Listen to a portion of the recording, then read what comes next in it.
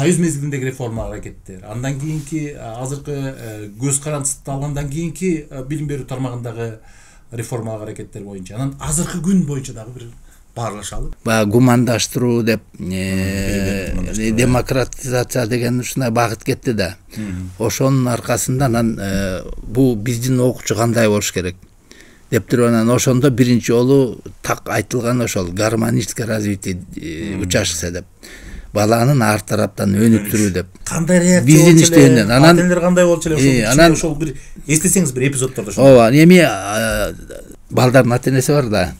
Ошо ата-энелер иштеген жерине балдардын баасын илчүбүз. Ата-эненин иштеген жерине. Ата-эненин иштеген жерине. Анан ошол коллектив эгер баласы жаман болсо жана ата-энени чакырып алып анан чогулушка салчу да. Анан эман оң жагдайы да бар, эми терс жагдайы да бар да. Ушу Америкада деле бөлөк азыр социализация депчи. Жанагы техника менен технологияга аябай упоргулап, бирок ошол эле кезде бала жеке эле интеллектуалдык билим албаш керек экен. А көрсө социалдык, психологиялык дагы билим, тарбия, өзүн таануу, эл менен мамиле кылуу, ушуну дагы кыскасы сүйлөй билгендердин заманы дагы деле неметпейт да. Мындай ылый түшпөйт. Дагы деле керек болот. Балким силердин үй бүлөдө бир сыр бардыр. Ар бир үй бүлөнүн бир өзүнүн бир балдарды багыттоо, өстүрүү бир эрежелери болот эмеспи? Биз багыт беребиз. Алар билет, билимдүү болсоң, ал өзүнө эле керек. Ошон үчүн курстарга барчу. Жанагында курстарга барганда англис тилден барчу, орус тилден барчу, анан ОРТга даярданганга курстар ачылганда ага да жибергенбиз. Ушу 3 предметтен такай деме кылчубуз да. Багыттайсыздар, Анан эскерттик.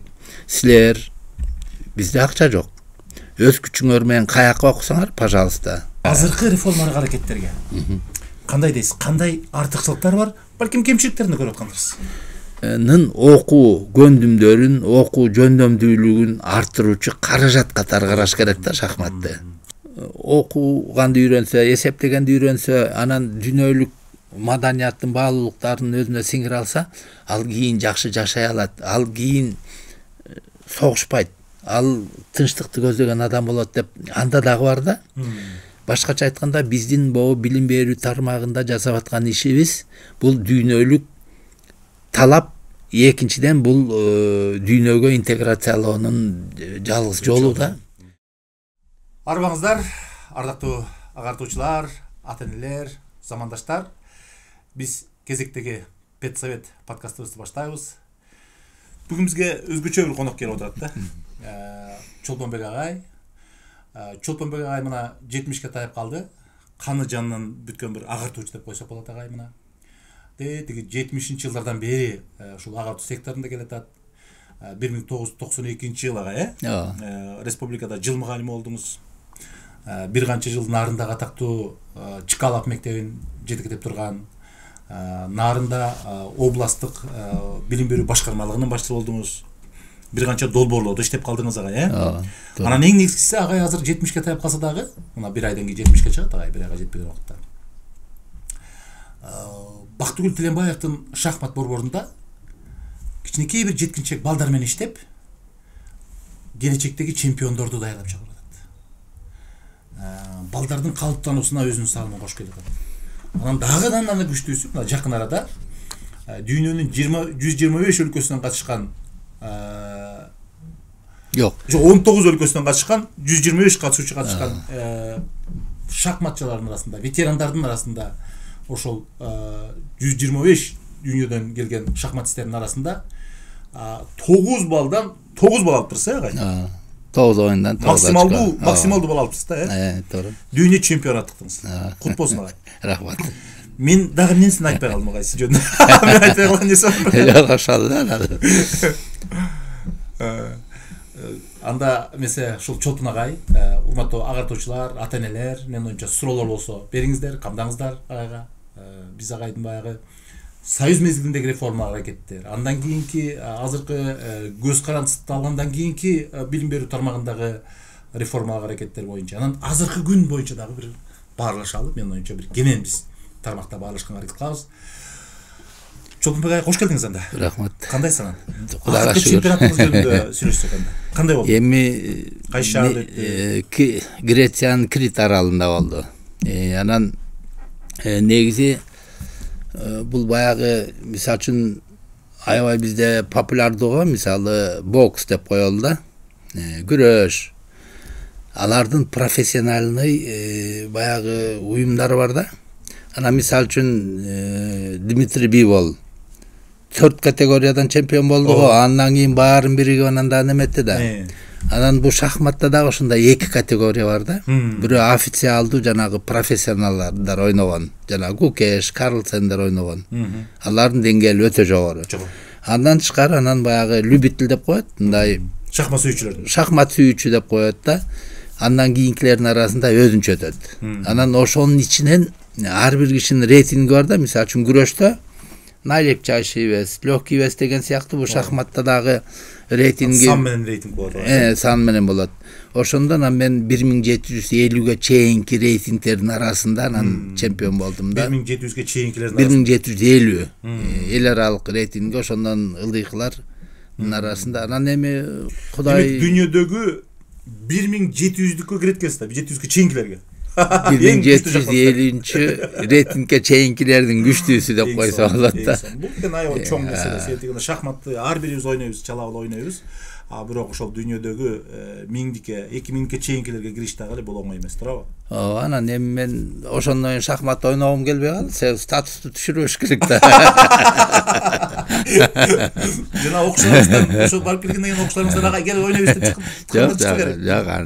Менден күчтүү балдар бар, мастерлерим бар, мен үйрөткөн. Сиз үйрөткөн балдарыңыз же сизден күчтүү мастерлер бар? Бар, 2 бар. Жакшы кайт. Анан жакында эле мына жайында Бегимай Жаныбекова деген кызыбыз, ошо жана ушуга чейин бир акыркы бир жылда мен 1-2 жылда иштеген жокмун. Мен даярдап келдим. Кыргызстандын тарыхында, мына эгемендиктин тарыхында Кыргызстандан эл аралык мастердин нормасын толтурду. Бегимай кызыбыз бүгүн биринчи борбордо бүгүнкү күндө билим алат. Жок, уже студентке болуп калды. Биз мектептин окуучулары менен иштейбиз. Эми эл аралык деңгээлдеги балдар уже чыгып калды. Буюрса. Анан эми агай билим берүү секторуна келсек. Мына сиз өзгөчө иштеп жүргөндө, мына 80-жылдардагы мындай Советтер Союзунда билим берүүдө бир реформа болду, Андан кийин 90-жылдарга реформага катышып калдыңыз. Өзүңүз мына жыл мугалим болуп 92-жылы алганыңыз бар. Анан эми азыркы күндө дагы билим берүүнү алга жылдыруу максатында, замандын талабына шейкеш келтирүү максатында бир аракеттер жүрүп атат да. Эми келиңиз бир 84-жылга бир кайталычы. Кандай болду? Эң негизги мындай багыттар эмне болгон ошол жылдар? Негизи ал кезде эми замандын талабы болду. Айталы жаңы совет бийлиги орногондо ликбез. Сабатсыздыкты жоюу. Андан кийин тиги единая политехническая трудовая школа деп ал 30-жылдардын аяктары болуп калат. Анан Хрущевдун убагында деп айтылат да, эми ал кезде политехнизация деп бобу техникага упор жасалган да. Анан ошондо 11 жылдык башталып эмгек 3 жыл деме болгондо, акыркы 3 жылы эмгекке тарыялап 11 жылдыкка ошол кезде өткөн. Анан 60-жылдардын башташында болуп калат да, 63-жылдары, 64-жылдары кайра 10 жылдык өтөт да. Анан эми 84-түн өзгөчөлүгү ал кезде ошо гумандаштыруу деп демократизация деген ушундай багыт кетти да. Ошонун аркасында анан бул биздин окуучу кандай болуш керек деп туруп анан ошондо биринчи жолу так айтылган ошол гармоническое развитие учащихся деп. Баланын ар тараптан өнүктүрүү деп. Анан ошондо көп жерде билишет, баягы мектептерде даярдоо класстары ачылды. Ошол жакта жатат, ошол жакка тамак берет деп кроваттардын баары мектепке келип. Андан кийин башкача айтканда мектепке даярдыкты эрте баштайлы деген биринчи максат болду. 6 жаштан баштайлы. 6 жаштан деп ошондон чыкты. Андан кийин жаңы предметтерди киргизүү боюнча, ошондо жана этика, Этика ошондо кирген. Этика ошондо кирген. Үй бүлөчү, Үй бүлө ошонун шаары менен кирди. Ошонун Андан кийин кирди да. Анан тиги негиздерди окуп калдык биз. ооба. Анан информатикага басым жасала башталды. Биз ошондон баягы карбет, агат дегендер чыгып, анан кыскасы замандын талабына жооп бериш керек болчу да. И ошондо эле параллельно баягы технологияны өнүктүрүү менен, ошого жакындатуу менен адамдык баалуулуктарды сактап калуу. Очеловечение деп, же болбосо гумандаштыруу деп. Демек 80-нчи жыл көрдүңүздөр, Советтер Союзунда 80-жылдардын ортосунда гана баягы балага басым жасап, баланы ар тараптуу өнүктүрүүгө көбүрөөк басым жасап. Эми ошондо мен эмгиче эсимде, анда Алиев Союздун Совминдин первый замы болуп калган, Азербайжандан келип. Анан ошонун доклады эмгиче эсимде. Жогорку кеңеште жасаса керек эле. Реформаны талкуулап атканда 31 жаңы предметти киргизүү боюнча сунуш түшүптүр да. 31 жаңы предмет. 84-жыл. 84. Мына ошондон жана 2 чоy гана кирди да. 34 предмет киргизүү. Жок, 31 деп сунушталды да. Ошонун баары далилденип, илимий жактан негизделип. Анан чында ошондой экен да, баягы мурда кайсы маселе кемирээк каралып атса, анан специалисттер аны ошону түртө баштайт экен да. Анан эми эгемендүүлүк жылга келсек, бу 92-жыл жана жаңы билим берүү мыйзамы. Жаңы заман. Эң биринчи. Жаңы заман. Негизи бул мектеп өзү бул социалдык тапшырык, социальный заказ деп коелу орусча. Ошонун аткаруучу институт, аткаруучу мындай система, тармак да. Анан биз эгемендүүлүктү алдык. Мурун болсо жана компартия деп жүрчүбүз, Москваны карачубуз дегендей. Анан заман өзү талап кылды, реформа болуш керек деп. Анан реформа деп мындай ошо закондо эле, закондун негизинде эле мындайча айтканда реформа өзүнөн өзү кетти десек болот. Биринчиден баягы бул структура 11 жылдыкка кийин кайра өттүк. Ошол экинчиден бул билим берүү тармагын мурун только мамлекет каржылап келген. Баягы көп каналдуу каржылоо, фонддор каржылашы мүмкүн, жеке менчик мектеп болушу мүмкүн, камкорчулар түзүлдү. Ага чейин ата-энени дээрлик киргизген эмес да Советтер Союзу мезгилинде. Тарбияны дагы, билим дагы толугу менен мектеп берчү, бирок Совет мезгилинин бир немеси бар эле, партия айталы биз, мисалы үчүн нарында биздин балдары ата-энеси, балдардын ата-энеси бар да. Ошо ата-энелер иштеген жерине балдардын баасын илчүбүз. Ата-эненин иштеген жерине. Ата-эненин иштеген жерине. Анан ошол коллектив эгер баласы жаман болсо жана ата-энени чакырып алып анан чогулушка салчу да. Анан эман оң жагдайы да бар, терс жагдайы да бар да. Ошол анан азыр болсо биз балдардын, мисалы үчүн менин баламдын баасын менин кошунам билбеш керек да, кандай окуп атканын. Себеби ал азыр неме индивидуализация кетти да, ар ким мен өзүм деп калбадыкпы. Анан агесте ошондой болчу. Абдан кызык экен ушуну уласаңыз. Ошол баардык мекемелерде эле кандай реакция биздин иштегенден, анан ата-энелер кандай болчу эле, ошол бир эстесеңиз бир эпизоддордо ошо. Ооба, эми тиги кээде ата-энелерди айтабыз. Эми анда милиция берип тигүү деген жок да.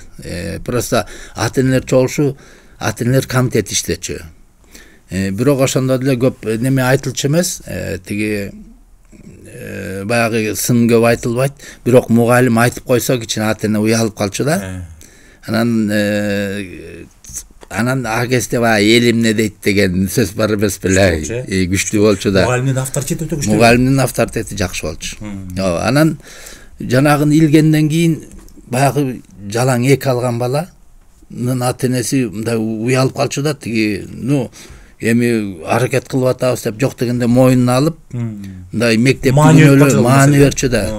Ошо кыскасы Совет мектебинин бир артыкчылыгы жалпы партиянын жетекчилиги менен, жалпы жана уюмдар, ата-эне, коомчулук баары карачу да. Бирок чисто тарбия келгенде анын максаты кандай болуш керек, кантип иштеш керек, бөлөктөр кийлигише албайт, ата-энелер акыл үйрөтө албайт. Ал мугалимдин колунда. Мугалим өзү билет. ошондой болчу да совет мезинде. Азыр эми мына өзүңүз билесиз деп айрым депутаттардын арасынан, ата энелердин арасынан кээде коомдо чыгып калат да ушундай нерсе. Советтер Союзу мыкты эле, ушуга кайтышыбыз керек дей берет да. Мына совет адамы катарында, совет доорунда билим алган, анан совет доорунда жетекчилик кызматтарда иштеген, совет доорунда мыкты физик болгон адам катарында эмне дейсиз аларга? Эмне жооп бересиз? Эми мен эсимде 70-жылдары жалычу эле. Ар бир 25 жылда бул маалымат булагы 2 эсе көбөйөт деп айтылчу. Азыр болсо бир 7-8 жылдагы менин билишимче маалымат 2 эсе көбөйөт. Эселеп көбөйүп атат. Анан агесте баягы туруктуу заман эле да. Мындай тиги идеология бир багытта кеткен, түптөлүп калган. Баягы коммунизмге бармакпыз да. Социализмди баягы өнүккөн социализмди куруп бүтүп калган маалда анан мындай бөлөк ойлогон немең жок да. Анан агесте көрсө стабилдүүлүк болуп тур да. Кишинин аң сезиминде дагы билим берүү системасында дагы. Анан биздики бул совет мезгилине барышыбыз мүмкүн эмес. Себеби биринчиден информацияга караганда азыр ал мезгилде караганда бала алчу информация жок дегенде бир 4-5 эсе өсүп кетти. Андан тышкары агестеги талап элдин пейили, окуучунун кулк мүнөзү менталитет деп коебуз. Ал кездеги менен азыркыны бөлөк. Асман менен жердей. Ошон үчүн мүмкүн эмес просто, мүмкүн эмес. Бирок мезгилдин өзүнүн талабы бар болчу. Өзүнүн талабы бар болчу. Өзүнүн шарты бар болчу. Мына мисал үчүн Америкада 58-жылдары реформа болду да, билим берүү системасында. Себеби 57-жылы октябрда Советтер Союзу биринчи жолу космоско учурду. Ошондо тигилер анан кокуй Советтер Союзу бизден өтүп кетти. Эмне кылабыз деп туруп анан билим берүүсүн карашты да. Карашкан, билим берүүсүн карашты. Анан бүгүнкү күндө эми Американын өзгөчө жогорку окуу жайлары айла жок. Ал жөнүндө өзүнчө бир узун жомок. Жакшы. Анан сиз мына физиксиз. Анан азыр өзүңүз байкагандай мектептерде мындай так илимдерге аябай басым жасоо. Деги эле дүйнөдө бул кетип атат да. Бизге окшоп көп сүйлөгөндөрдүн заманы калып атат. Азыр эми так илимдердин заманы. Өнөр адамдары деп атат, Бул багытта эмнени байкап атасыз азыр билим берүү системасында? Эми ушченен дагы бир нерсе бар да. Бул экономиканын өнүгүшү боюнча чынында Европа, Америка алдыга кеткен да, кетти. Бир топ эле кетти. Анан алар мурун адамдарды баягы же болбосо биздин мисалдан бизден тиги жакшы окуган отличниктерди мактап көнүп калганбыз да. Анан бир 10 жыл, 20 жыл өтөт, карасаң баягы 3 окуган бала ийгиликтүү да, турмушу жакшы тиги караганда. А тиги болсо баягы немеге көнгөн да, мындай жогору жактан айтканда карып, анан тың болуп немет, жок, отличниктердин арасында да тыңдар көп, албетте. Бирок балким айрым учурдагы же көп учурда жана ортосу ар бала ал көрсө алдыга озуп кетет да турмушта. Анан көрсө деп экен да, ушу Америкада деле бөлөк азыр социализация депчи. Жанагы техника менен технологияга аябай упор кылып, бирок ошол эле кезде бала жеке эле интеллектуалдык билим албаш керек экен. А көрсө социалдык, психологиялык дагы билим, тарбия, өзүн таануу, эл менен мамиле кылуу, ушуну дагы кыскасы сүйлөй билгендердин заманы дагы деле неметпейт да. Мындай ылый түшпөйт. Дагы деле керек болот. Анан эми бирок чынында илим өзү ошондой болуп калды. Тиги мисалы үчүн бир эле жана искусственный интеллект ойлоп тапкан адам, по-моему, Сэм Альтман болсо керек элек. Ал уже мисалы үчүн миллиардер, же болбосо Билл Гейтс, же болбосо жанагы азыркы миллиардерлердин бир эң алдыңкы миллиардерлердин бир жарымы ошо жаңы технология, техникага байланган. Тиги Цукерберг деле, бөлөгү деле. Ошолан башкача айтканда техниканын заманы бул эч ак эле башталган. Бирок бүгүнкү күндө өтө мындай адамдын турмушуна кирип атат да. Ошол эле IT, ошол эле демелер. Анан ошон үчүн действительно биз андан артта калбашыбыз керек болуп атат. Сиз эми ошол как раз ошол баягы 2-3 доорду көргөн адам катарында тажрыйбалуу. Анан кыргыз коомунда байкасаңыз ушу нарын жеринде болобу, мына азыркы күндө Бишкекте туруп атасыз. Мындай такилимдерге көбүрөөк мындай качып, такилимдерден бизде кыргыз коомчулугунда гуманитардык тармакка көбүрөөк ыктаган бир тенденция бар да. Эми азыр балким жаштар кичине кызыгып атат, мажбур турмуш талап кылып атат. Мунун себеби эмне деп ойлойсуз мисалы үчүн? Мисалы үчүн сиз физик болгонсуз. Эмне себептен физик болуп калгансыз? Ал убакта физиктер аз эле да дээрлик. Мен неме болуп калды го дейм. Как раз 60-жылдарда физиктердин заманы болуп калды. Баягы космоско уча баштады физиканын демеси. Тиги ядролук куралдар деметип калды. Анан илимий ачылыштар.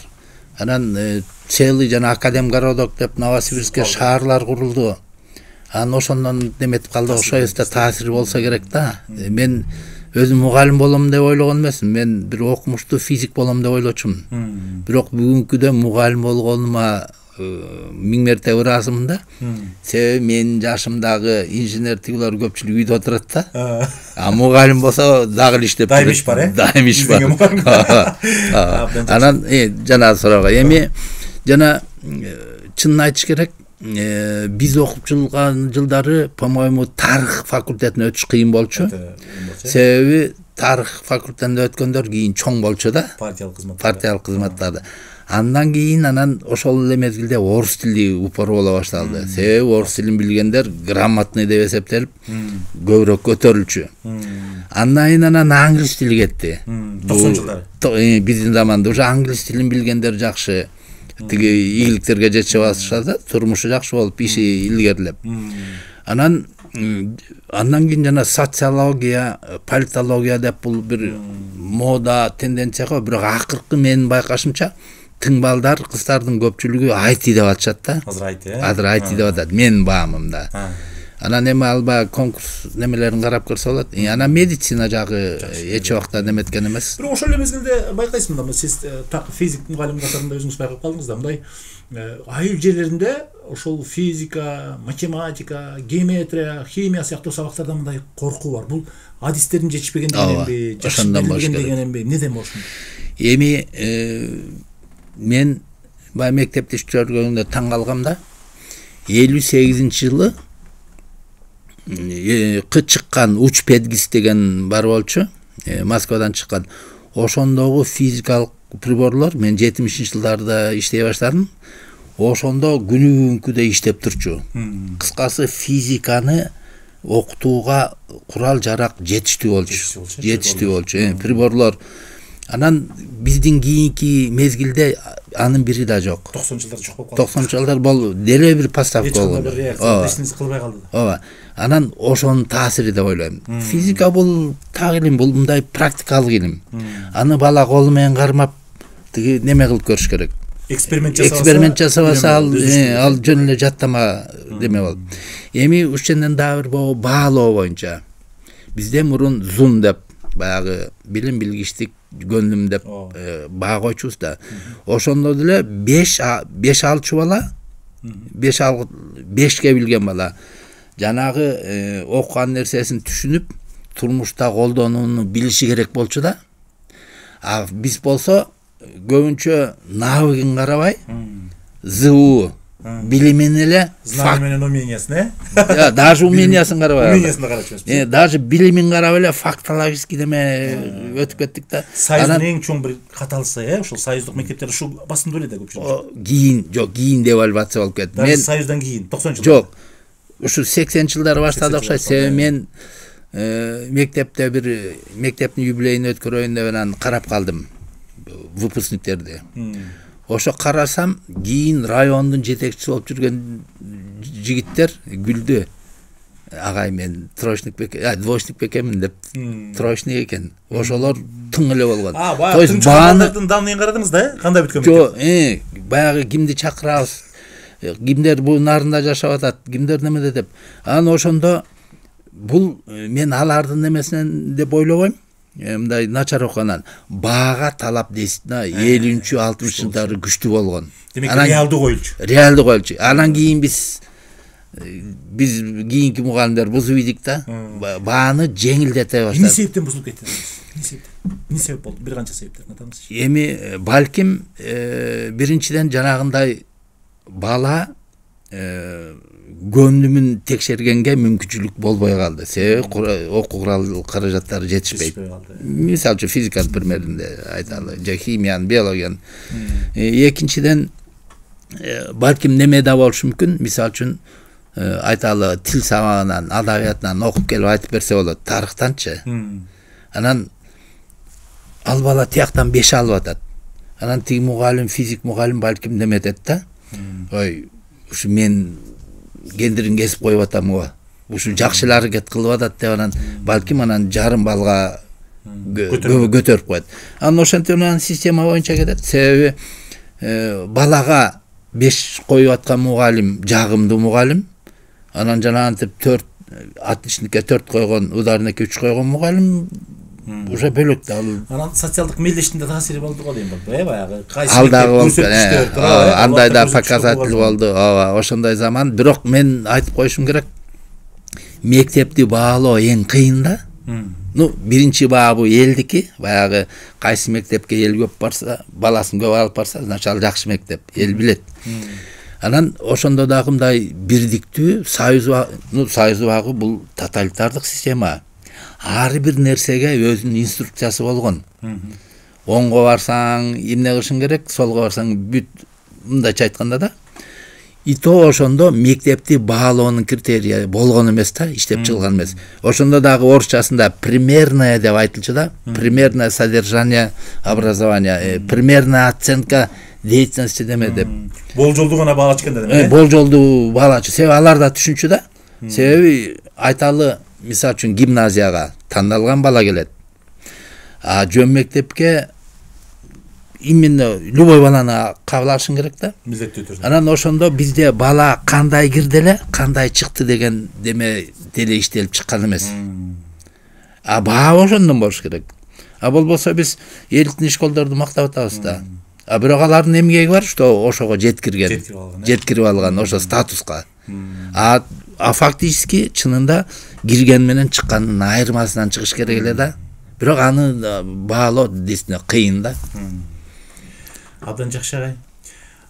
Анан кечирим сурайм. Действительно, баланча мектепте мынча отличник болду. Анан тигүү десең анан баары отличник болгусу келет да. Анан ошондо министрлик кой.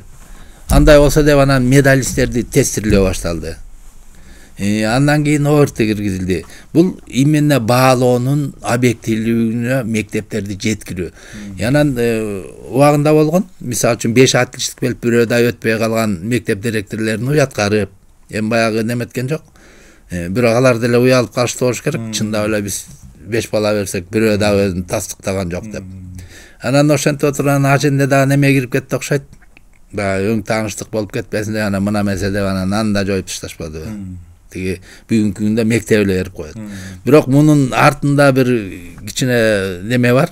Рас мектеп бергенден айталы былтыр эсимде жок. Бир 250 бала алды деп коелучу алтын тамга.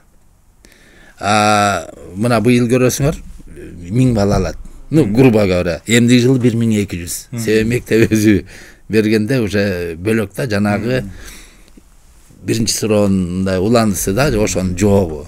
Демек алтын тамга, жалпы республикалык тестирлөө кандайдыр деңгээлде баягы мектептеги билим берүүнүн өзгөчө мектепте окуучуларды баалоонун критерийлеринин бири. Ал керектүү нерсе. Тиги мисалы үчүн менин эсимде Камила Дүйшөбаевна министр болуп турган кезде деметти, Англияда азыр деле болуш керек. Ар бир мектептин рейтинги чыгат экен да. Ар бир мектептин. Эми бул кыйын нерсе да, себеби канча миңдеген. Ошондо дагы эми вуздардыкы болсо вуздар азыраак, аныкын рейтинг чыгарыш жеңилирээк, өзүнүн системасы. Мектептики дейсине кыйын. Анан ошого жараша ата-энелер да иш кылат экен да. Мектепте жеке болсо, аларга талаптар өсөт деген. Анан жана Итон деген мектеп бар Англияда. Ал 31 премьер-министр ошо мектептен окуган. Анан кийинки мен кыйын дегендер ошол жака барат да. Ошол. Анан тарыхы бар деген сыяктуу. Ошон үчүн то есть биженден жана мектептерди жалпы республикалык деңгээлинде дагы баалоо кылган негизинен туура эле. Негизинен туура эле. Ошондо бирине-бири атаандашып кичине мектеп аракет кылат да. Мындай реалдуулукка жакындайт деп атасыз. Реалдуулукка жакындайт.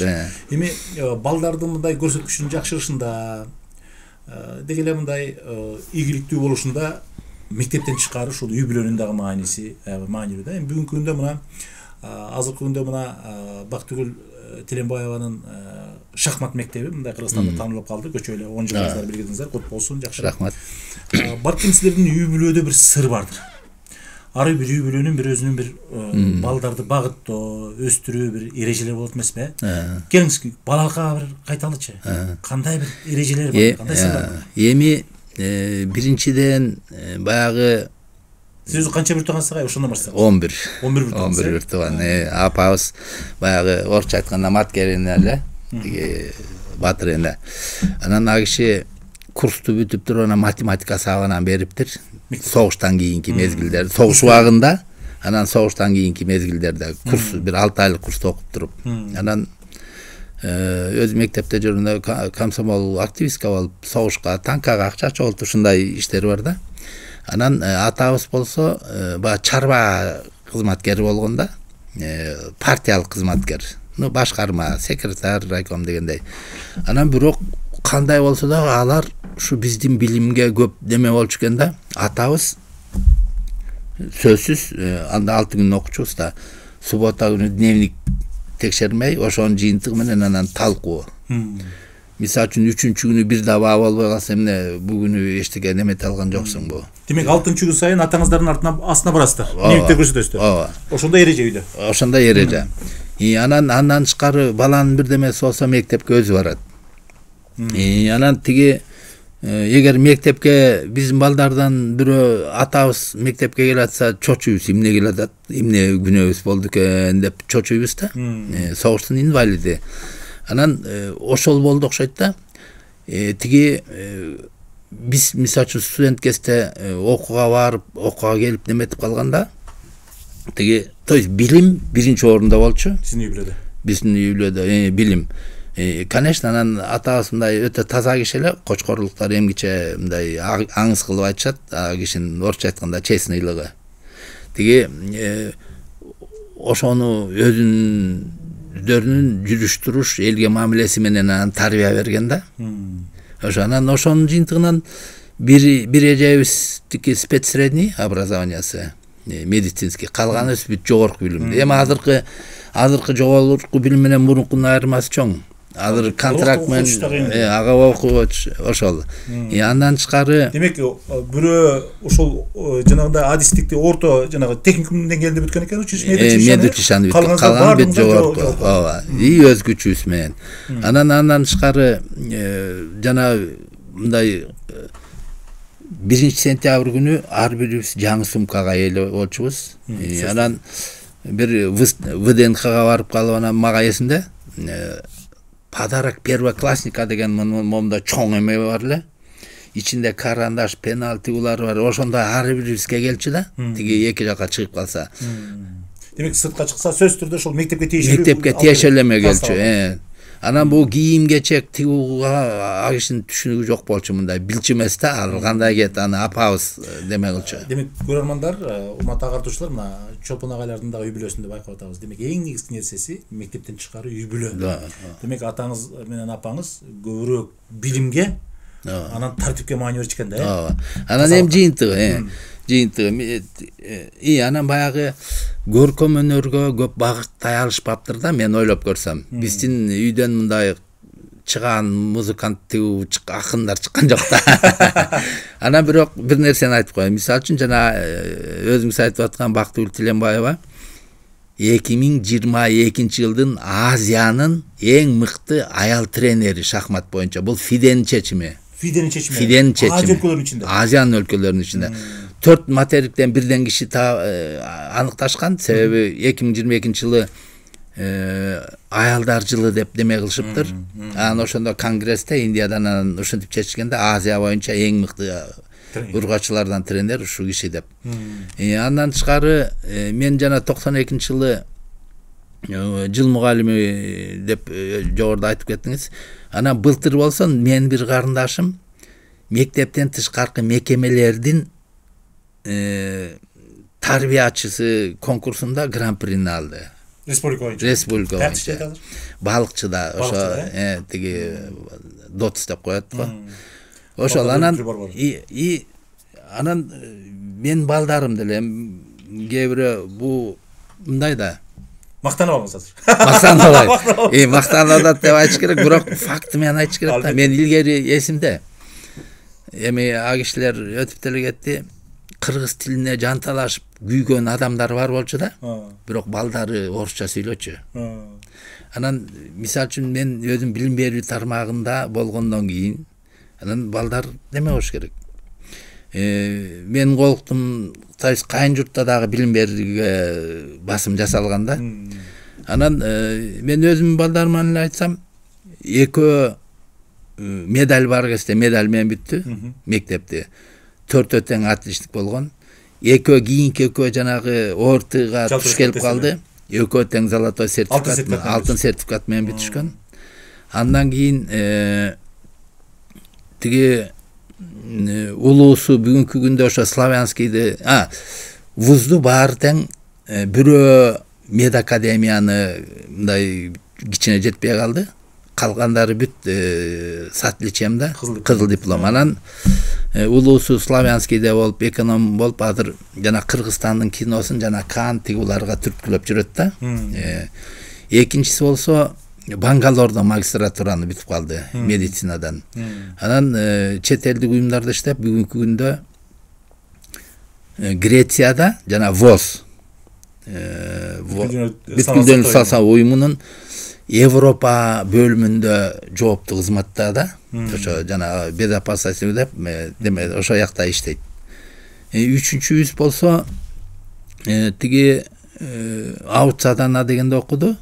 Андан кийин анан магистратураны чет жактан Венгриядан окуду. ЦЕУ деп коет экен. Анан ал ошо бүтүрүүчүлөрдүн эң мыкты эмнедечиле Вест бирдеме деген наам алып, Сорос өзү дипломун тапшырган магистратура. Анан кийин Женевадан докторантураны окуду. Топ студенттердин катарына кирип турган, анан Женевадан анан тиги докторлугун экономикадан доктор, PhD доктор деп коебуз го. Анан азыр Аутсада анан бу Академия ОБСда экономикадан сабак берип жүрөт. Анан бүгүнкү күндө Америкада исследование кылып жүрөт. Ошол тиги университетте Лос-Анджелесте ошо 1 жылга кеткен. Андан кичүүсү болсо дагы бирдеме ошум жанагы кызыл дипломдун алдыңкылары да 3-4-сү. Анан тиги ал эң кичүүсү тиги демеде магистратураны Лондондо 1 жыл окуду, андан кийин международный гуманитарное право деп Гарвардтан окуду да. Ошону бүтүп, анан бүгүнкү күндө жана Страсбургда Европейский суд по правам человека деген ошондо иштеп жүрөт. Ошол анан ушундай. Себеби ошол тиги биздин атабыз түптөп кеткен дин аркасы да. Аркасы. Демек сиз кандай талаптарды кылдыңыз? Атаңыз менен апаңыздыкын айттыңыз. Сиз балким ошондой балдар ошондой деңгээлге жетсе да, балким сиздин да бир эрежелериңиз бар, айтыңыз. Чынында дневник эмалар көбүнчө неме болуп калды да. Тиги мен өзүм иштеген мектепте болуп калды. Анан под контролумда Чкаловда окушту, кийин Бишкекке келгенде 37-ден окушту. Анан дневник текшерме эмал регулярно эле болот. Анан бирок кебетеси үйдөгү обстановкага дейм. Себеби билим берүү биз мектептен келгенде китеп окуп калабыз. Апасы болсо тетрадь текшерип деметип отурат математик мугалим. Анан баягы биз багыт беребиз. Алар билет, билимдүү болсоң ал өзүнө эле керек. Ошон үчүн курстарга барчу. Жанагында курстарга барганда англис тилден барчу, орус тилден барчу, анан ОРТга даярданганда курстар ачылганда ага да жибергенбиз. Ушу 3 предметтен такай деме кылчубуз да. Багыттайсыздар, анан эскерттик. Силер бизде акча жок. Өз күчүңөр менен каяка окусаңар, пожалуйста. тигүү деп анан эки аутсадан окуду. Бирок жана контрактсыз себеби золотой сертификаттын демеси менен. И жана Гарвардтыкын баса айта кетейин. Жана кыз өтүп калгандан мен кызыктым кандай болду экен, эмне эле Гарвардты мактайт деп. Болжол менен бир 107.000 тегерегинде эсептесек доллар экен чыгымы. Анан бирок анын чыгымдарынын баарын тиги Ага хан кичине көтөрүп берди кайтарымы менен. Кийин иштегенден кийин анан кайра кайтарып берди да. Андан кийин 50% вуз өзү көтөр программалары менен эметти. Ошо гранттар менен.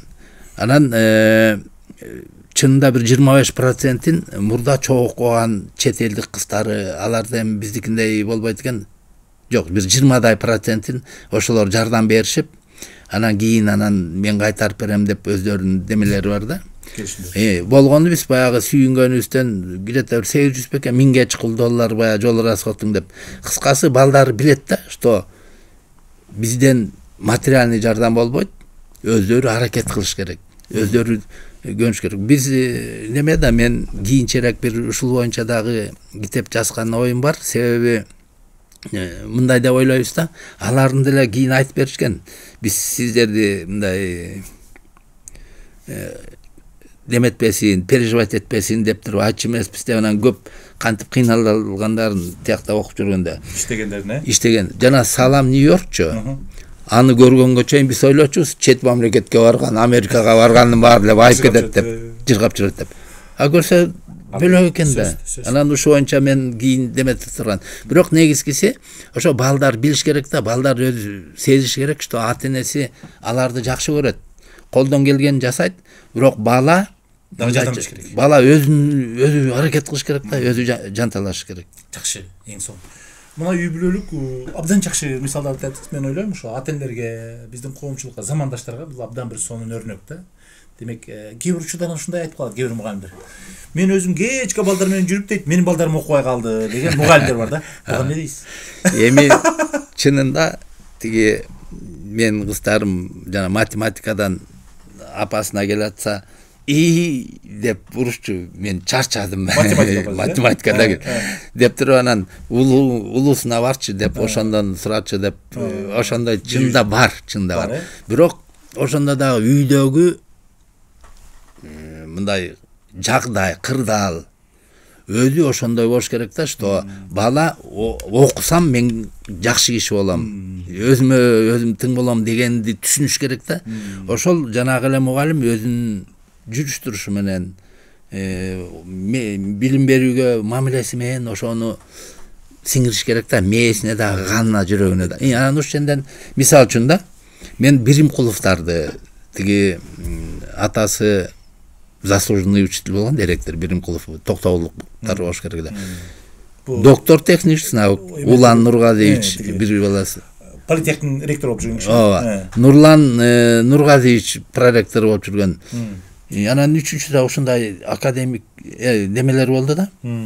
Демек атасы үйүндө ушундай неме берген. Или Саргуловдарды эле эсимде. Окуганым тиги Ленинграддагыларды кызыл диплом менен, агесте кызыл диплом менен оюнчу эместен. Тетиги неме Ленинграддагыларды.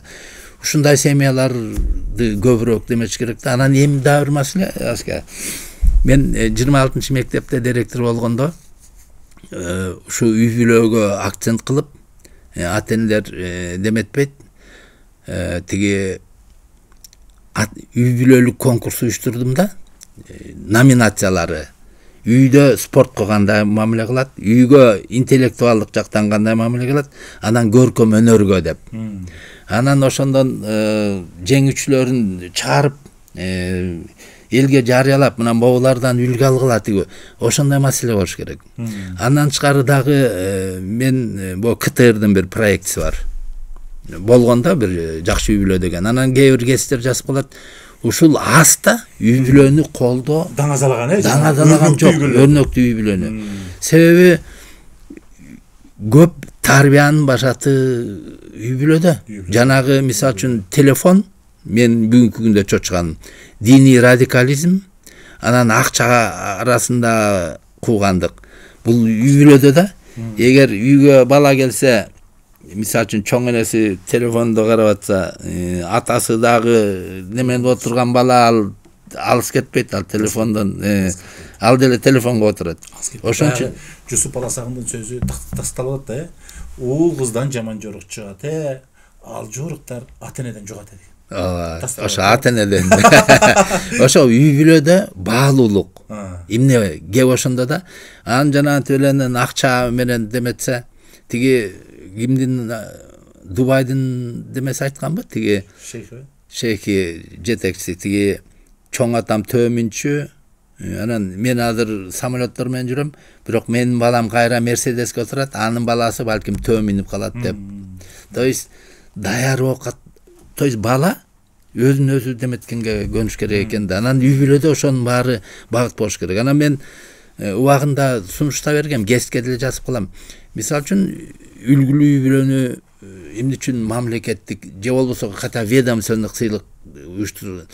Ошол үй бүлөлөргө мисалы үчүн пансионаттарга неме берип койсо, путевка, путевка берип койсо, момундай деп, анын немесин айтып, момундай тиги деп, мага жана немелер жагып калат, бир чет элде жүргөн кыздар жөнүндө бир немелер чыгып калат го, монтип ийгиликтүү болгондо. Ийгилик тарыхы деген сыяктуу, ийгилик баяны деген сыяктуу. Ошондойду көбөйтүш керек да.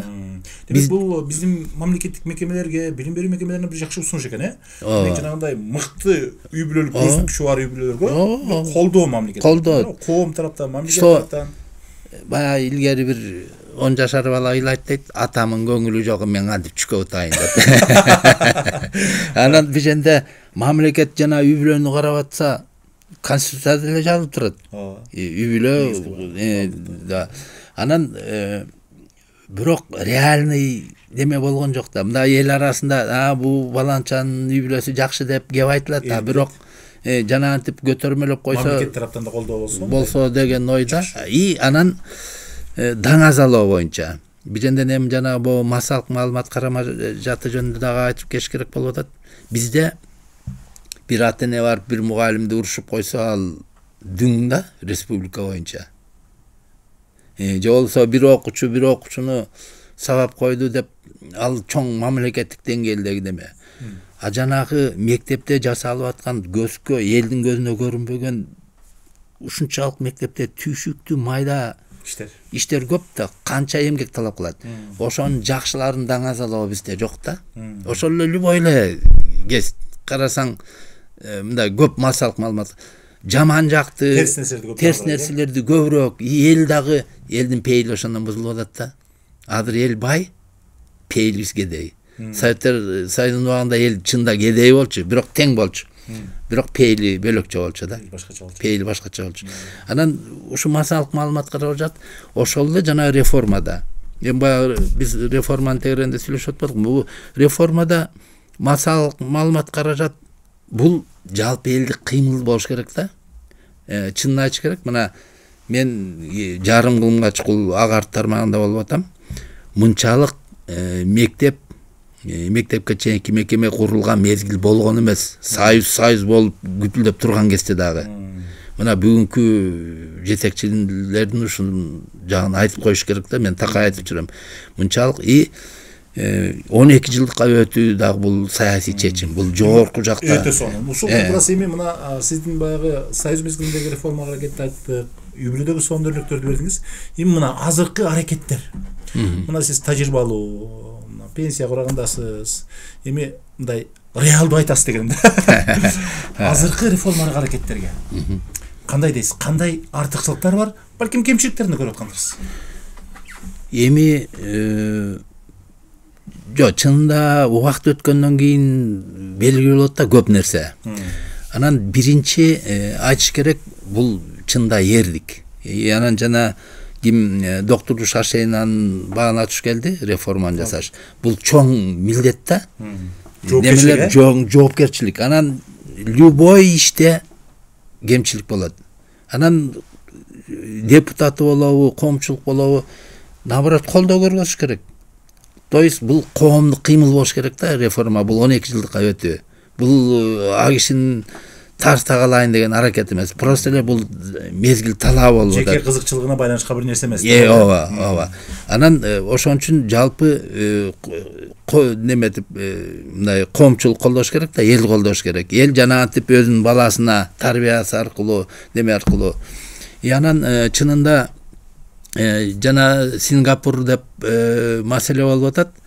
Ошол мен ага азыр айта албайм, туура же туура эмес деп. Себеби реалдуу деметиш керек да. Балким туура болушу мүмкүн. Өткөндө мен бир социалдык тармактан окуп калдым. Кайсы мамлекеттин элдин билими жакшы дегенде ошо биринчи орунда Сингапурду көргөзүптүр. Түштүк Корея жүрөт, Финляндия жүрөт. Көрсөткүчтөр мындай жанагы эл аралык рейтингтерде дурус чыгат дайыма баягы 5-тикке 10-дукка киришет да дайыма. Ошондой окшойт. Ошентип анан ошол жагынан аркалында ошо бирок Сингапурдукун айтып коюш керек. Биринчи кезекте мурдакы жетекчиси, как легенда катары айтылып атпайбы? Коррупция кылып коомду тазалады. Анан экинчи кезекте алардын бир артыкчылыгы мындай терминди унутуп калдым. Сен жакшы кызматка, эгер билимиң жакшы болсо, жакшы кызматка барасың. Билимиң күчтүү болсо, андан дагы өсөсүң. Ошол как мыйзам катары тутулат экен да.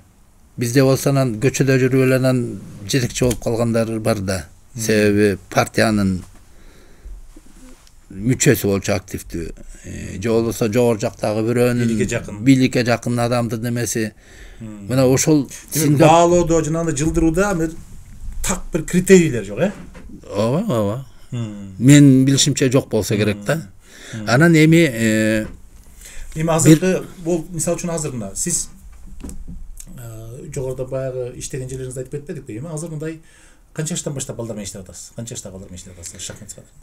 Негизи Бактыгүл 4-5 жаштан баштайт. Мен бир 19, жок 8 жаштан баштайт. 8 жаштан баштайсыз. Демек башталгыч класстын баласы менен баштайсыз да. Мындай азыр улуумун өкүлдөрү көп айтабыз да ушунучу. Бул жакшы көрөбүз го биз баарыбыз. Азыркы жаштар бузулуп кетти. Үйрөнбөйт. Телефондон чыкпайт деп мындай улуумунда бир мүнөздүү бир нерсе бар да ушундайчы. Улам жаш муунду мындай жекиребиз да. Кандай экен азыркы жаштар кандай? Эми бул чоң мындай ойлончу суроо. Мен жанагы улуумун боюнча эсимде. Тарых китебинде бар болчу биз мектепте окуп жүргөндө. Тиги ошондо ассириялык бир рукопис деп экен жазылыптыр да. Ошондо бир абышка нааразы болуптур да, азыркы жаштар бузулду. Улууларга салам бербейт деп. Анан ошол нерсе адамзат болгону улам эле кайталана берет экен, азыр да бар. Ассирия биздин заманга чейинки жашаган 1000 жылдыкта. Ошондо болуптур да, ошондо таң калыштырса да. Анан эми азыркы балдар биринчи 3-4 миң жылдан бери уланып кеткан экен да, ооба. Эми азыркы жаштар эми мындай да, биз Бишкектин балдары менен иштеп атабыз да. Бишкекте анан биздики частный мектеп. Бая патент төлөп коюп иштей беребиз. Анан ата-эне колунда бар. Болсо керек да көпчүлүгүн биринчиден. Экинчиден алар балдарын өссүн, өнүксүн деп келгендер бар. Анан ичинен телефонго отуруп калды, телефондон алаксыталы дегендер бар. Анан акыл сезимин өстүрөлү дегендер бар. Ошол анан бирок негизи азыркы балдар биздин мезгилге караганда көбүрөөк техникага чукул, телефонго чукул. Мен билбеген нерсени алардан үйрөнөм. Могу жөнүндө кантип неметсем болот деп. Анан балким биздин тушка караганда азыркылар көбүрөөк неме болушу мүмкүн. Орусча баа инфантильный деп коет. Мындай даяр оокатка көнгөн. Оома дейсизби? Жок, даяр оокатка көнгөн. Анан мындай ток бала да, ач бала эмес. Ач бала деген жанталаш керек да. А тиги ток бала. Мындай көп результат болбосо, кейбеши мүмкүн. Ал жеңил карашы мүмкүн да. Анан атак азыркы балдар бизге караганда мээсинин өнүгүшү бир топ эле жакшы. биздин ошол кездеги болорубуз. Себеби бизде неме жок болчу да. Азык Бала бакчага деле биз барган эмеспиз. Себеби ата энебиз неме Чолпондо, Кочкордо, Нарында ушундай иштептир. Анан бала бакчага кийинкилерибиз барып калды, биз барбай калдык. Азыркылар бала бакчасы бар, развитие центр деп көңүлдүү болот. Кыскасы, азыркы балдар көбүрөөк жакшы шартта өнүккөнгө ата энеси шарт түзүп атат да. Бирок чисто жанагы жагынан ошо балким эркерээк болушу мүмкүн. Анан ата эненин да бизде эки түрү бар. Бирөө баланчы агайга бергилечи, ал катуу кармайт экен, балам тентек дейт. Экинчиси болсо балам детский травма алып калбасын, лишнойсун эметпесин деп туруп анан катуу кармабаган, бул агай добрый экен, ошол жака барсын деген эки түрдүү ата эненин группасы бар. Ошол анан баласы деле ошого жараша. Негизи балдарыбыз буюрса келечеги кең балдарда, просто балким кичине жалкоорок. Да бир маселе ошондон. Тиги өткөндө мен неметип калдым. Олимпиаданын жыйынтыгын, эл аралык олимпиада болуптур математикадан кыздар арасында. Биринчи орунду Американын кыздары алыптыр. Анан фамилия өңүн карасам баары Кытай. Экинчи орунду Кытайдын өзүнүн кыздары алыптыр. Үчүнчү орунду Австралиянын кыздары алыптыр. Алар да Кытай экен. Анан мен муну айтып аткан себебим менин түшүнүгүмдө. Илгери баягы еврейлерди үлгү кылчубуз да. Аларга айла жок деп. Действительно андай бар. Анан бирок Кытайлар бүгүнкү күндө эмгек менен имен иштесин деп атат да. А биздики болсо балалыктай болсун деп анан эркелетип, биздин өзүбүздүн небереде деле ошо проблема бар.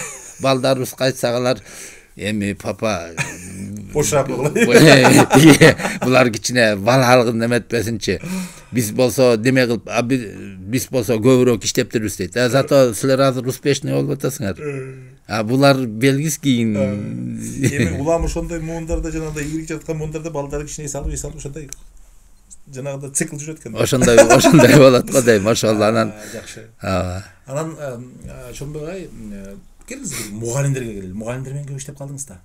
Мугалим бүгүн кандай? Кандай болуш керек? Деги эле бүгүнкү күндө мындай мектептин мугалиминин портретин чыгарсаңыз мындай. Кандай иштеп атат? Канааттандырабы бүгүнкү мектептин мугалими? Канча пайызы? Эми биринчичи мугалимдин авторитети эмнеге байланыштуу деген айталы 20-же же 30-ж жылы балким мугалим айылдагы биринчи адам болгон. Себеби ал бизде менен окуп берчү. Негизги маалымат булагы болчу. Маалымат булагы болчу. Ошон үчүн кадыр баркы чоң болчу.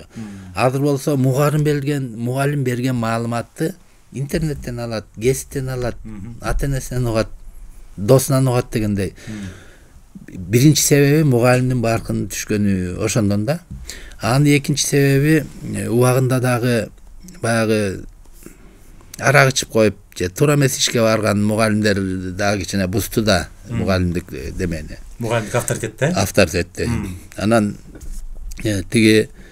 анан үчүнчүсү замандын талабы өзү ушундай болуп атат да. Мугалим дагы деле окуучуга, ата энеге өрнөк болуш керек да. Өрнөк. Ал жеке эле жанагы мисалы үчүн физиканы же математиканы бергенден эмес, андан тышкары дагы кошумча бир шыгы болуш керек. Мен мына бул китепке жазгам да, ушул деме тиги баягы иш тажрыйбадан деп ушул неме кылдык. Китептери. Анан ошондо бар да, что мугалим кандай болуш керек? Бүгүнкү замандын талабына жооп бериш керек. Бала дагы, ата эне дагы үчүн мугалим абройлуу болуш керек да. Ал үчүн өзү менен өзү иштеш керек. Бул эми чында кыйын нерсе. Мугалимдер жетишпесе, жана студенттерди неметип атабыз. Анан ал келип эле анан билим берүү системасына. Бирок анын эң негизги немеси мугалим качан барктуу болот? Чынында биринчи кезекте айлык болуш керек да. Айлык чынында мамлекет тараптан колдоо, эми айлык көтөрүлүп атат, бирок инфляцияны жеп кетип атат. Аны жеп коюп атат. Анан эгер жанагы кимде бир социалдык тармактарда жүрөт го. Түштүк Африкадагы университетте астына жазып коюптур тиги университеттин лозунгунда эгер улутту жок кылгың келсе билим берүү системасын бузуп кой дептир. Болду, ошондо улут өзүнөн өзү жоголот деп. Анан башкача айтканда мугалим өзү деме эми канча проценти жооп берет дегенде кыйын чында. Ал өтө неме болуш керек. Болду түрдө мындай сиз эми аралап жүрөсүз да, мугалимдерди аралап жүрөсүз, иштешип жүрөсүз. Анан азыркы кез менен мына Нарында иштеп калдыңыз, Бишкекте иштеп калдыңыз, мындай ар бир кесипте болгон сыяктуу мугалимдикке мындай капыстан келип калгандар болот экен да. Болжолду канча пайыз мугалимдер бүгүн сиздин оюңузча жөнөкөй айтканда байкооңуздун негизинде бир тенаңыз да байкоостон капыстан келип калган мугалимдер мектепте барбы? Менин оюмча бир мугалимдердин 15-тен 25% мурдатан мугалимдик кесипке көнүп калган эски адамдар да. Тиги алардын турмушу ошо менен байланышкан, өмүр бою иштеген. Алар көп нерсеге чыдайт. Бирок алардын кемчилиги жаңы нерсеге келгенде кыйналып калышы мүмкүн да, түшүнбөшү мүмкүн да. Ошол бул биздин эски мундун ошондой кемчилигибиз бар да. То есть жаңылана албай калышы мүмкүн да. И балким өзүнүн деңгээли ага жетпейт да. Так. Бир 15-25%. Анан бир 30% менин оюмча бөлөк жакка баргандан мүмкүнчүлүгү болгон жок. Мектепке келип иштеп калды. Ал ойлонгон жок да мектепке иштейм же иштебейм деп. Ал балким турмуштук жагдай. Балким баласы тиги атасынын жанына келди. Же болбосо кыз бала келин болуп барды айылга. Ошол анан 50% калды да жакта бир болчу. Жо, даже 40-тай калды окшойт. Так, анан 40%тен бүгүн эртең кетем деген бир 10-15% болуш керек. Баягы эптеп эле баягы акча алып турганчы анан дагы бара көрөрбүз деп. Мугалимдикти бир баягындай утурумдуу иш катары көргөндөр, болсо керек. Анан эми кесиптештер таарынбасын, ошондо даана бир жооп бергендер бир 3-төн 1, 4-төн 1 болот го дейм. 3-төн 1, 4-төн 1. Болот го дейм да. Бирок азыркы талапка. Болжолду демек 25-30% арасы. Ошондойго дейм. Берилген мугалимдер деп. Болжолду тыянак чыгарсак болот. Албетте мугалимдер таарынбайт. Бүгүнкү күндө коомдогу мындай реалдуулукка бир биздин көз деп ойлойм. Эми чында мындай албетте муну эми илимибизде болуш керек, талдаш керек. Реалдуу жагдай кээ бирде ушундайды көрсөтөт. Агайынан бүгүнкү күндө мындай шахмат өнүктүрүү багытында мындай абдан көп иштер кылып атасыздар да. Анан кээ бир идеяларыңызды окуп калдым. Бүгүнкү күндө керек болсо мектептерге дагы мындай милдеттүү түрдө шахматты киргизсе жакшы болот эле деген. Кандай ойлойсуз? Эмне себептен мектепке бүгүн кириш керек деп ойлойсуз? Эми бул биздин реформа, алтын казык программасы деп мындай бул чоң иш да. Бул эми билим берүүнүн мазмунун карап чыгыш керек. Ошон үчүн жана жаңы китептер, жаңы предметтер деп, жанагы илим деп, science деп, баягы физика, биологиялар биригип атпайбы, к примеру. Анан негизи буга чейин биздин кыргыз мектебиндин мектебинде окуу жүктөмү көп болчу. Көп чында 1224-кө чейин чыгып, ошол эле мыкты деген Финляндияда 800 деп бир ошондой. Анан өкмөттүн токтому бар. Баягы этап менен окуу жүктөмүн азайтуу. Сабактарды интеграция, Анан бул чында канча бир 6-7 негизи билим берүү системасы бул мындай жай кыймылдаган консервативдүү системада тармак. Ал мисалы үчүн бүгүн эле бирдемени чечип коюу мүмкүн эмес. Ал ондогон жылдары кыскасы окуу жүктөмүн эң туура чечим. Ал мындан бир 7-8 жыл мурун эсимде жок, бир эле кабыл алынган. Эми ошонун негизинде 98-жылы ЮНЕСКО сунуш кылыптыр да. Ушу балдардын өсүп өнүгүүсүнө оң таасири и болгондо дагы башталгыч класста деп. Анан бул боюнча 2017-жылы Россиянын агестеги министри Васильева деген болчу. Анан кийин Госдума закон токтом токкуган. Башталгыч класста шахмат сабагы киргизилсин деген. Биздин Казакстанда коңшу 19-жылы 150 мектеп, андан кийин пандемия болуп калды окшойт. Андан 250 мектеп деп анан бүгүнкү күндө Казакстанда мектепке киргизип атышат да. Анан убагында Калмыкиянын президенти болгон Эл аралык шахмат федерациянын президенти Илимжинов. Ал Калмыкияга мектептерине киргизген да. Эми ошолор көргөзтү, ошондогу балдар тиги чынында көп нерседен ийгиликтүү болот экен да. Демек бул багыт боюнча элимизде эле бар. Бар. Анан биженден мындай маселе бар да. Биз баланын окуу жөндөмү деп коелучу, мисалы үчүн текстти түшүнө билүүсү, анын маңызын талдай билүүсү. Биз мурун жанагы билим билгичтик гөндүм деп этик беле, азыр компетенция деп катып айтып атабыз.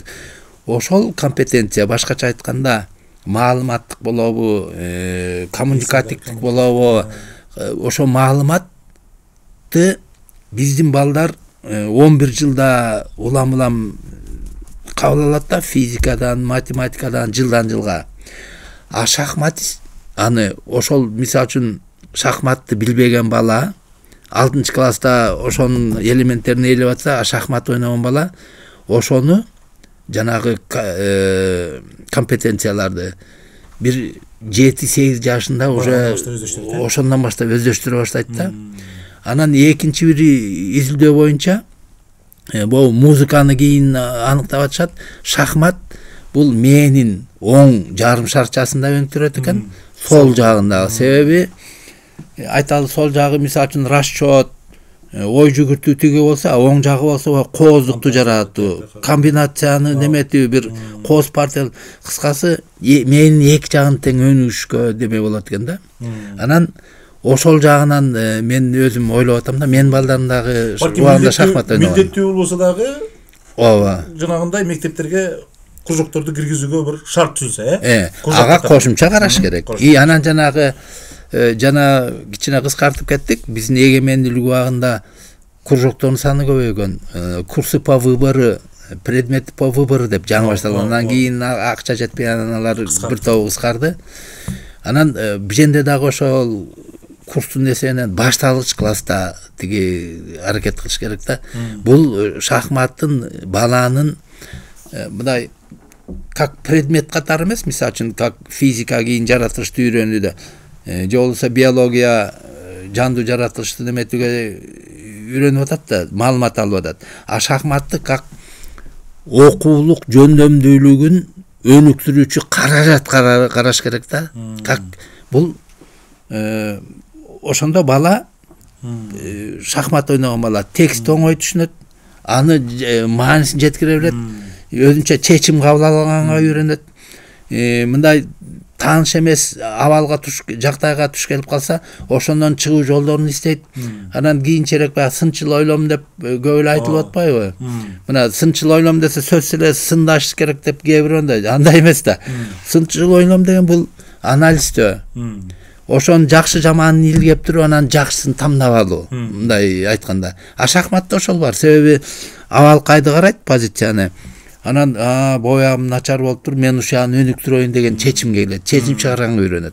Кыскасы баланын окуу көндүмдөрүн, окуу жөндөмдүүлүгүн арттыруучу каражат катары караш керек да шахматты. Демек жалпы баягы жөндөмдүүлүктөрүн, дүйнө таанымын, чечим кабыл алуусун баарын өнүктүрөт экен да. Өнүктүрүүчү каражат катары деп стратег кылат экен да, мындайча да. Мыкты стратегдер. Тарыхта бар. 1815 жылы болсо керек эле. Даниянын ген штабы бир 2 жыл шахмат сабагын киргизиптир. 1920 жылдары болсо керек, Аргентинанын генеральный штабы, жанагы академия бар го, бизде деле бар да. Ошолорго шахмат сабагын киргизиптир 2-3 жыл. Себеби шахматты үйнөгө ойногон офицер, ал жана стратегиялык ой жүргүзүүгө деметет, тактикалык чечим. Ошол кийин болбой калыптыр да, анан эмне үчүн экенин жазылбайт. Бирок факт, что 2 окуу жыл киргизген. Ну, балким тренер жетпей калды, же алар ойлогон. Москванын мектебинде Талызина деген профессор, психолог, башталгыч класска киргизип көрүшкөн. 404 мектеп менин билишимче. Ошо 80-жылдары. Анан акыркы чейректе эле киргиздир 1-2 сааттан. Анан кийин жыйынтыгын алыптыр да. Жыйынтыгын алса, балдардын өздөштүрүүсү 40%-тен 50%-ке чейин өскөн, жакшырган. Эми алардын исследование бул чоң просто бизде деме жок да. Мисалы үчүн Кыргызстанда, менде мисалы үчүн курал бала шахмат ойнобогон бала менен шахмат ойногон баланын шахмат аркылуу алган пайдасын изилдеген инструмент чынында жок. Бизде Кыргызстанда барбы ушундай изилдөө жүргүзгөн адамдар? Жок. Сиздердин мисалы үчүн ошол эле борбордо деле балким кээ бир адамдар ушуну изилдөөсө болот экен да бул. Жок, бул эми илимий негизге салыш керек да. Анан баасын деметиш керек. Именно эми талдаса муну эми бир канча жылдык иш да бул эми. Бир канча бул чоң иш. Ошон үчүн мен бизде мына мурун 4 жыл окучу элек, азыр 6 жыл башталгыч мектеп. Ошо жакта мүмкүнчүлүк бар шахматты киргизип койсо. Мен ошон үчүн демеп жүрөм да. Эми айтышым мүмкүн кошумча предмет эмес. Тиги эч мына Илимжинов Бишкекке келгенде 10-жылдары келген. Анан шахмат сабагын киргизүү боюнча министрлик менен даже кол коюшкан. Анан бирок бар экен да ушундай бир келишим. Болгон да 10-жылдары. Анан министр алмашты улам. Андан кийин ага акча биздин министрлик деле балким неметип кол коюп койсо керек. Эми көңүлү улапчы, анан көрө жатарбыз депчи. Анан ошентип анан факультет катары киргизелди, жүрүп отуруп анан деметип калып калды да. Ошо бирок бул керектүү нерсе. Мисалы үчүн мен өткөндө деме болуп атпайбы, тиги Казакстандын жетекчиси бир чогушта айтып атат. Олимпиада жок. Спорттун немелерин биз деме кылып атабыз. Тиги аябай бартап тосуп алып даңа салып атабыз. Олимпиададан, предметтик олимпиададан жеңген балдарды биз көңүл бурбай атабыз деп атат да. Бизде да айтылып атат. Бизде деле айтылып атат. Бирок министрлер жолугуп мындай көңүл бурбай атат. Бирок факт что деме, жана мугалим боюнча мен эстейбенми? Мен жыл мугалими болгондо министрликтин грамотасын алдым да, отличник алган жокмун, себеби мурун отличник бар болчу. Атак отличник беришмек да, к примеру. Анан азыркылар квартира берип атат. Демек 92-жылы сөзүңүз калды. Демек бир грамота менен чектелишкен экен да ошондой. Бүгүнкү жыл мугалимине катышкан мугалимдердин кулагына күмүштөргө. Демек азыр немеден бери болуп атат. Акчалай сыйлык болуп атат. Квартира алдыга берип атат. Бул дагы чоң стимул да. Баягы мугалим болгонго жакшыргандыгын белгиси экен да, мугалимге көңүл буруунун. Анан эми ошол убакта кандай эле? Ошол конкурс жөнүндө айтсаңыз, кандай катыштыңыздар эле? Балким жанагындай кол ийесине тартаттар факторлор бар беле? Анда 2 группада болдук. Тиги неме мектепте болду. ВДНХ-дагы кайсы мектеп эле? Номер 57 беле? ВДНХ жактагы ошол жакта болчу. Анан биринчи күнү сабак бердик. Анан мен андан мурун март айында Дубнавага барып сабак бергем. Бүткүл союздук физик мугалимдердин конкурсуна катышыпчы. Сабак берип семинар болгонда Дубна шаарында. Анан мен өзүмө как мугалим катары жакшы сезип калгам да. Анан өзүмө неметтим. Көпчүлүк мугалимдер мурун даярданышты, класс менен таанышып, тиги демел балдарды байкап бир күн мурун барып. А мен болсо темасын сурадым. Кайсы тема экен деп, магнитное поле болчу, по-моему 8 класс. Анан мынчанчы 4-чү сабакта эди, анан перемена деле бардым. Анан мугалим да переживать этип атыптыр, бөлөктөр бүт келип атат. Анан чыкты бул киши жок деп. Анан ошондон таанышып анан сабакты өттүк. Өткөндөн колго жасаган бир компас бар эле, аны тапшырып жакшы окуган балага, жакшы жооп берген.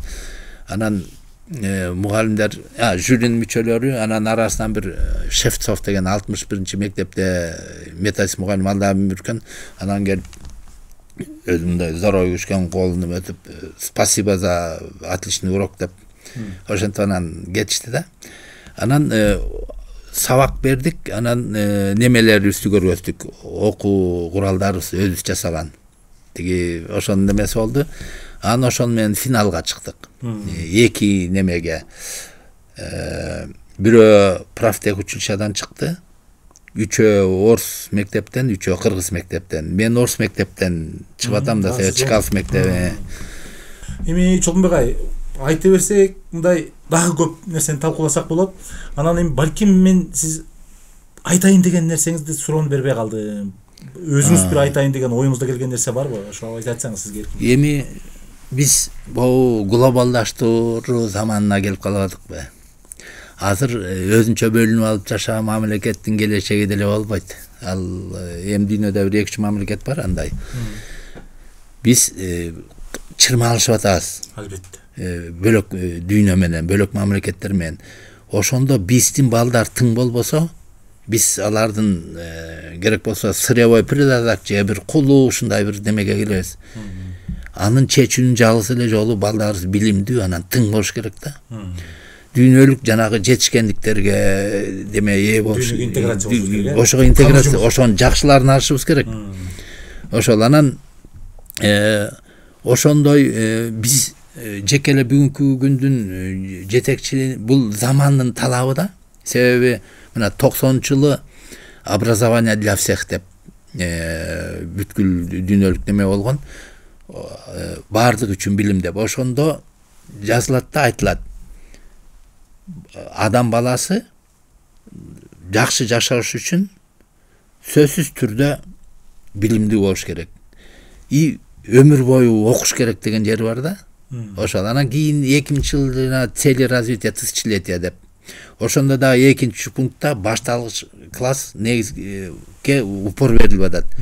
Ошондо бала деме болуп атса, мындайча айтканда окуганды үйрөнсө, эсептегенди үйрөнсө, анан дүйнөлүк маданияттын баалуулуктарын өзүнө сиңире алса, ал кийин жакшы жашай алат. Ал кийин согушпайт. Ал тынчтыкты көздөген адам болот деп анда дагы бар да. Башкача айтканда биздин бул билим берүү тармагында жасап аткан ишибиз бул дүйнөлүк талап, экинчиден бул дүйнөгө интеграциялоонун жалгыз жолу да. Чоң рахмат Чолпонбек ай, келип өзүңүздүн пикириңизди абдан бир жакшы билим берүү боюнча, өзүңүздүн жеке үй-бүлөлүк тажрыйба боюнча да абдан жакшы бир ой бериштиңиз. Өмүрүңүз узун болсун. Урматтуу агартуучулар, көрөрмандар, ата-энелер, биздин Педсовет подкастыбызды ушу менен аяктайлы. Бизди колдоңуздар, ушул билим берүү багытында сиздер менен чогуу бул маселелерди талкуулап, биргелешип, жайылтып, ушул билим берүүнү чогоңдойлу.